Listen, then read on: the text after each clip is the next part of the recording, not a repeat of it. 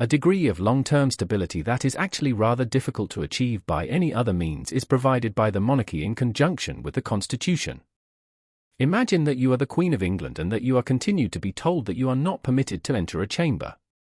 It has been stated that individuals who are close to the royal family are actively debating this matter behind closed doors at the palace.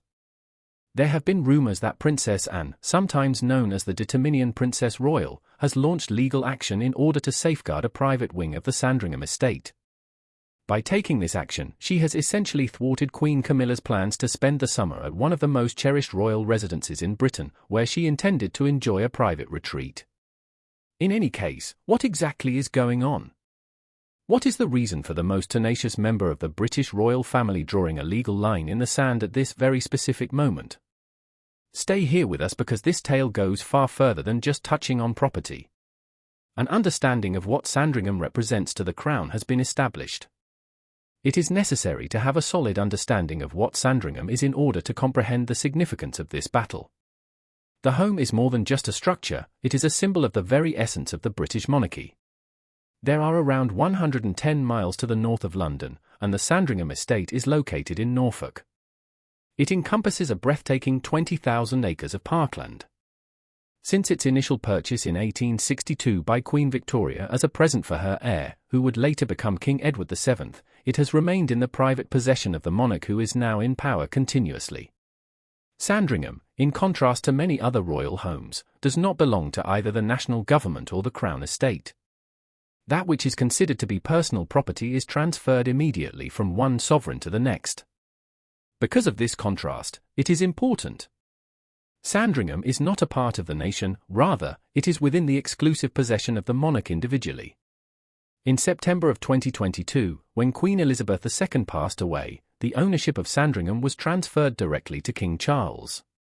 It is the location where the royal family gets together every Christmas, where Queen Elizabeth spent her dying days, and where Prince Philip chose to retire, living peacefully at Wood Farm on the estate grounds. All of these historical events take place at one location. In addition to the main Sandringham house, the estate consists of a collection of historic properties that are dispersed across its expansive grounds. These properties include Wood Farm, Anmer Hall, which is used by Prince William and Princess Kate, Park House, which is the birthplace of Princess Diana, the Folly, and several working farms, including Marsh Farm, which is where the disgraced Andrew Mountbatten Windsor is currently residing after being exiled from Royal Lodge in Windsor. A number of members of the royal family have, throughout the course of several generations, kept private arrangements and informal understandings governing access to the various sections and structures that make up the estate.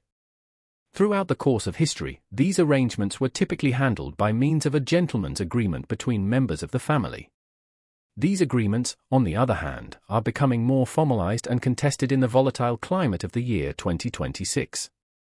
When members of the royal family begin to involve legal counsel, it is a clear indication that the gentlemen's agreements have fully collapsed. The conflict between Camilla and Camilla, a rivalry that never faded away. A tense relationship between Princess Anne and Queen Camilla has been a persistent problem in the hallways of Buckingham Palace for almost half a century. Before we can move on to analyzing the legal action itself, we need to address the evident problem that has been there for so long. This tension has been around for a while. Although Charles's marriage to Camilla in 2005 marked a significant turning point in the relationship, it was not the beginning of the relationship. Several reports indicate that the source of their disagreement can be traced back to the 1970s, when Camilla Parker Bowles established her relationship with Charles. This link ultimately resulted in the dissolution of his marriage to Princess Diana and the disintegration of the family that Anne had devoted her entire life to preserving. It is generally agreed upon that Princess Anne, sometimes known as the Princess Royal, is the member of the royal family who puts in the most effort. She participates in a greater number of royal engagements on an annual basis than virtually any other working royal. The manner in which Anne conducts herself is disciplined, stern, and military precise. She also maintains a tremendously traditional perspective on royal duties. She does not seek the attention of the media or the sympathies of the general population, and she has been regarded as the pillar of the contemporary monarchy for a very long time. In contrast, Camilla joined the royal family in the midst of what many people working within the palace considered to be one of the monarchy's most significant scandals. For many years, she was not well liked by the senior members of the royal family, especially Anne. Camilla has put forth a lot of effort to rehabilitate her public image, and she has been mainly successful in doing so. However, the animosity that has existed between her and Anne has never completely subsided. According to recent statements made by those who are close to the royal family, the relationship between Anne and Camilla has been described as a Cold War that periodically breaks into open hostility. According to an insider who spoke to a major media outlet, Anne is of the opinion that Camilla is exceeding the boundaries of her duty, while Camilla is of the opinion that Anne is unable to differentiate between familial devotion and wise judgment. The grounds of Sandringham itself have become the site of a physical battleground, which is the mutual suspicion that has been going on. When it comes to the Andrew factor, how did the humiliation of one royal spark the conflict? In order to comprehend the legal predicament that lies at the core of this narrative, it is necessary to trace the sequence of events that started with the downfall of Andrew Mountbatten Windsor, who was once known as Prince Andrew, Duke of York. In the month of October 2025, King Charles legally deprived his younger brother Andrew of any and all royal titles and honours that remained, as well as his ability to stay in a property that belonged to the empire. After his controversial televised appearance in which he discussed his acquaintance with Jeffrey Epstein, a convicted sexual offender, Andrew had already become a pariah. The posthumous publishing of a memoir written by Virginia Giuffre, who survived Epstein's death, contributed to the further escalation of the scandal. Because of this, Andrew was sent from the luxurious royal lodge that had 30 rooms and was located close to Windsor to Wood Farm, which is a home on the Sandringham Estate that is substantially more humble. Second, Andrew was taken into custody on the morning of his 66th birthday, February 19, 2026, on the allegation that he had engaged in improper behavior while serving in public office. Unmarked police cars arrived on the Sandringham Estate and simultaneously conducted searches at Wood Farm in Norfolk and Royal Lodge in Berkshire. Both locations are located in the United Kingdom. After being transported to the Elsham police station, Andrew was detained for roughly 11 hours before being released into custody pending the outcome of the inquiry.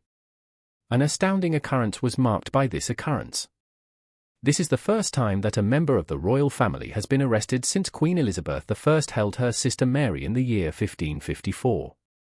Following this, King Charles delivered a statement in which he stated that the law must be allowed to take its course. Princess Anne makes her entrance into the picture at this time, and the narrative takes a more dramatic and exciting turn. According to a number of different sources, Anne has been pushing for her brother Andrew in a manner that is both quiet and aggressive.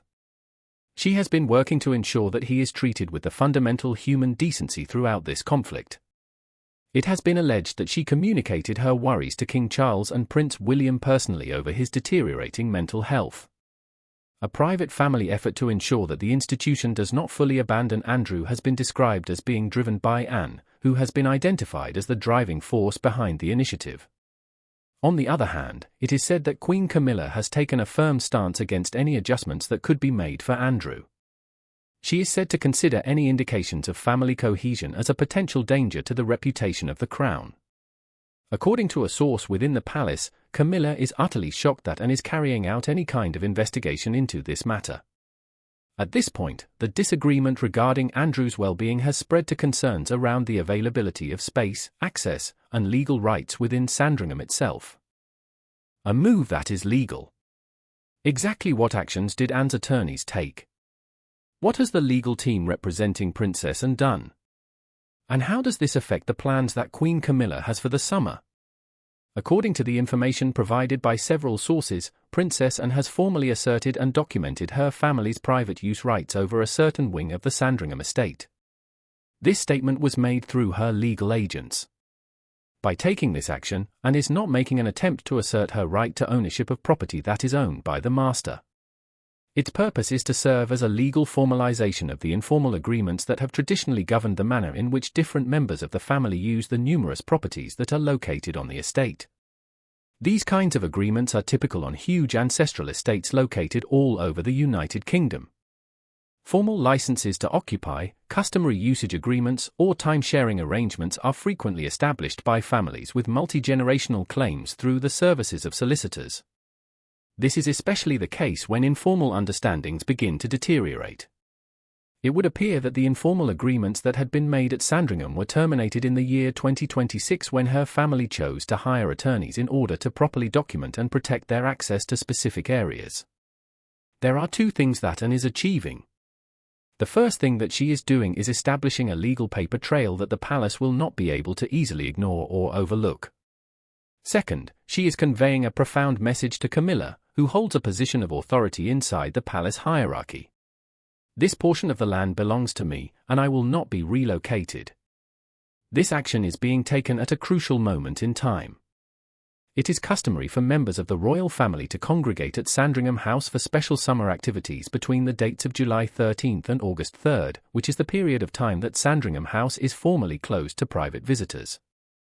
A number of whispered conversations had taken place on the possibility of Camilla utilizing one of the private wings of the estate for an extended personal retreat during this time period. This would be in contrast to the customary practice of the king, who generally spends the summer at Balmoral in Scotland. By taking immediate action, Anne has effectively removed the prospect of that happening in the area that her legal team has already verified. Despite the fact that the palace has not issued any public statements regarding the matter, there are sources that claim Camilla is extremely angry. Considering Camilla's summer plans and the property that is at risk. Examining Camilla's complicated relationship with property and seclusion, which are aspects that in many ways define her existence as queen, is essential in order to have an understanding of what she stood to lose. Camilla has, throughout her life, been able to preserve a certain degree of independence by means of her own private spaces, in contrast to King Charles, who has a profound relationship to land and estates that is quite important to his identity. Raymill House in Wiltshire, a breathtaking £850,000 rural home that she purchased during her divorce from Andrew Parker Bowles in 1995, served as her most treasured getaway for a number of years. This house was her safe haven, a place where she could be Camilla rather than queen consort or queen. It was her shelter. Around the beginning of the year 2026, there were stories that surfaced indicating that Camilla had discreetly transferred ownership of Raymill House. Because it gave the impression that she was further integrating her residential life into the royal system rather than maintaining a private retreat outside of it, this move garnered a tremendous amount of attention.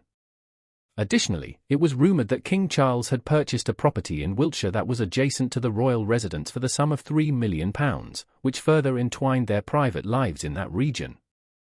With the renovations that are currently taking place at Raymill House in Balmoral, which has been firmly established as Charles' summer home, Sandringham appeared to be an increasingly appealing alternative for Camilla all along.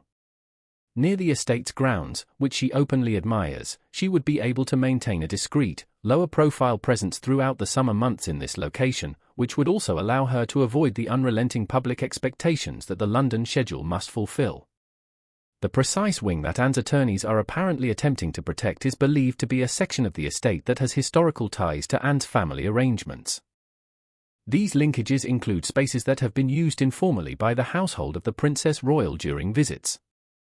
The practical consequence is the same regardless of whether or not Camilla had any formal intents to use these areas, or whether or if Anne is more of a preventive legal approach. There is a door that has been shut, and the Queen is currently standing outside of it.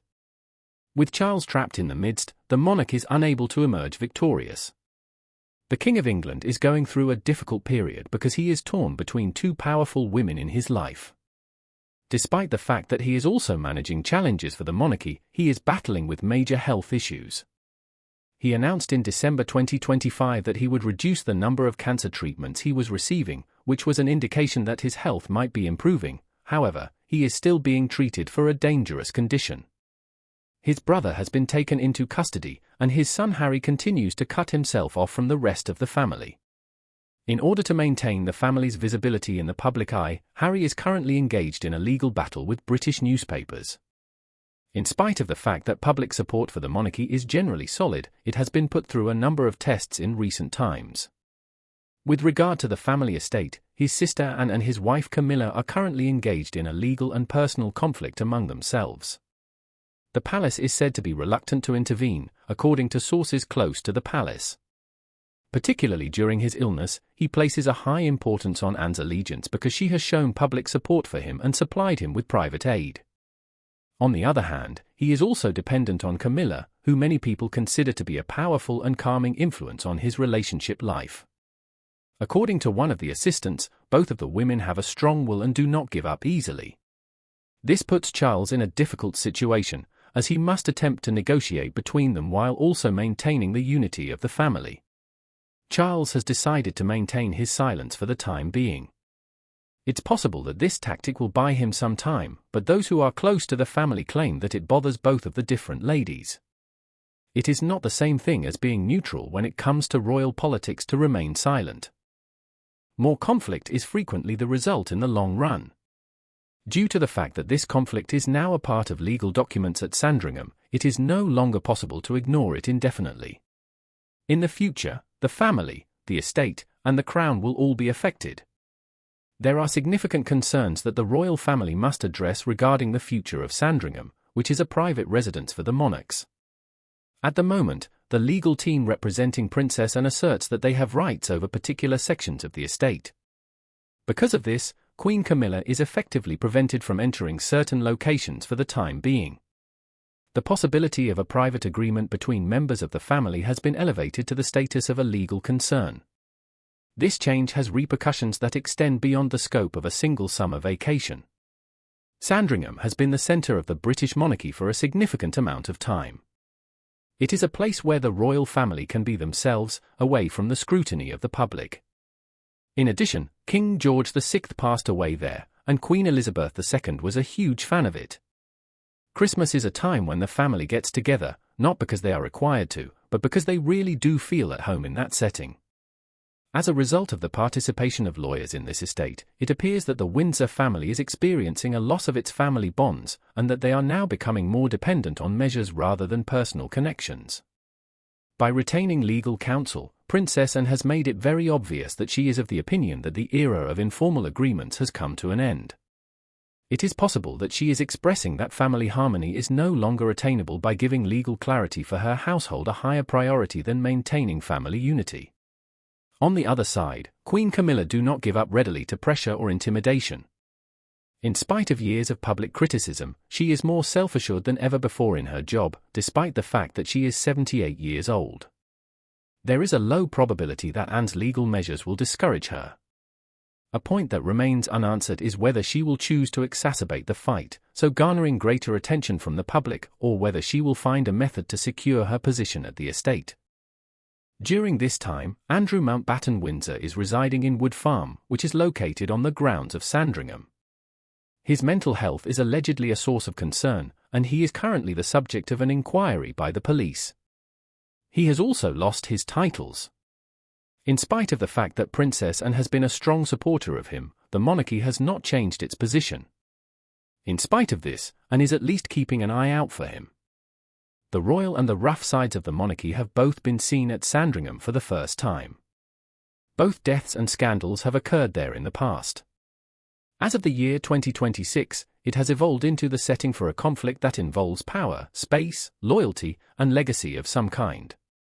This battle is taking on in the background through the use of legal filings, which serve as a warning that one party is not welcome. A clear barrier has been established by Princess Anne. Who will dispute that boundary? That is the question that needs to be answered. Sandringham is more than just a summer hideaway, the situation there is much more serious. The issue at hand is who is in charge of the House of Windsor in situations where the king is unable or unwilling to take a stance. A family that is under a great deal of stress, united by obligation yet ripped apart by strife, is the subject of this story. In addition, it raises the question of whether or not this private territory of the British monarchy is capable of withstanding the transformation into a legal terrain. In the event that you found this story to be intriguing, kindly click the like button, subscribe to receive further royal updates, and make your comments below. Are you of the opinion that Princess Anne is justified in taking legal action, or do you believe that she has crossed a line that cannot be taken back? Until then, we'll see you again.